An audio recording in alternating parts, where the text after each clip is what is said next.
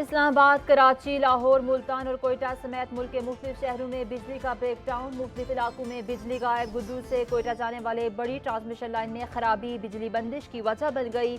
मुकम्मल बहाली के लिए 24 घंटे से जायद का वक्त लग सकता है।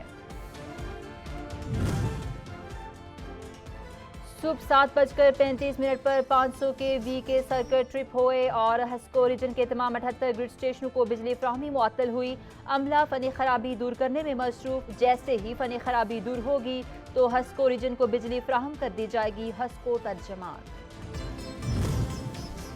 विफाकी वजीर खुर्रम दस्तगीर कहते हैं पेशावर और इस्लामाबाद के कुछ ग्रिड स्टेशन बहाल कर दिए गए। अगले 12 घंटे में पूरे मुल्क में बिजली बहाल कर दी जाएगी।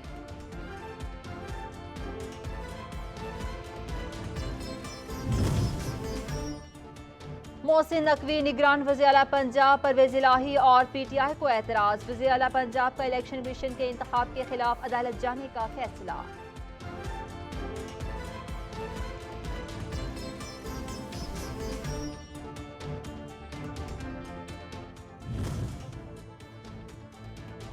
चौबीस घंटों के दौरान कोरोना के 10 नए केसेस रिपोर्ट हुए। 3025 टेस्ट किए गए। मुस्बत शरह 0.33% रही।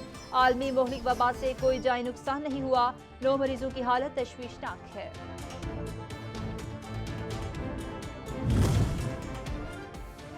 और विफाकी दायरा हुकूमत में वक्फे से रिमझिम मतला बरलूद। मुल्क भर में कहीं बारिश, कहीं बर्फबारी और कहीं यकबस्ता हवाएं चलने से बेशतर इलाके शदीद सर्दी की लपेट में हैं। बाला इलाकों समेत शुमाली बलोचिस्तान में गैर मामूली सर्दी और बर्फबारी से मामूलाती जिंदगी शदीद मुतासिर।